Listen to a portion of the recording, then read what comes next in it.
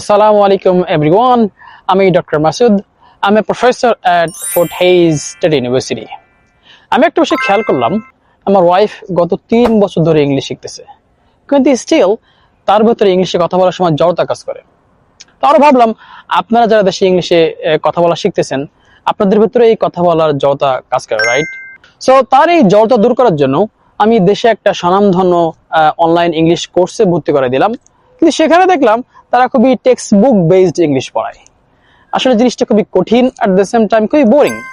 আমেরিকানরা কি আসলে এত কঠিন করে কথা বলে, নাকি আরো সহজ কিছু? এই যেমন ধরুন, আমরা টেক্সট বুক থেকে শিখি হাউ আর ইউ পরিবর্তে I am fine thank you. আমেরিকানরা কি আসলে এটা বলে? আমি গত 7 বছর ধরে এখানে আছি, তারা অলমোস্ট কখনোই বলে না I am fine thank you. তারা বলে I am good, I am alright, I am pretty good, এরকম ভাবে উত্তর দেয়। সো এই যে পার্থক্যগুলা আমরা কিন্তু টেক্সট বুকে দেখি না।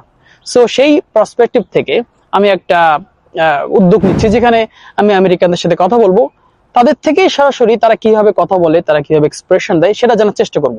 অ্যাট দ্য সেম টাইম আমরা আমেরিকান কালচার সম্পর্কে জানার চেষ্টা করব। সো আপনারা যদি সরাসরি আমেরিকান থেকে ইংলিশে তারা কিভাবে কথা বলে, তারা কিভাবে এক্সপ্রেশন দেয় জানতে চান, এবং আমেরিকান কালচার সম্বন্ধে জানতে চান, this is the page for you.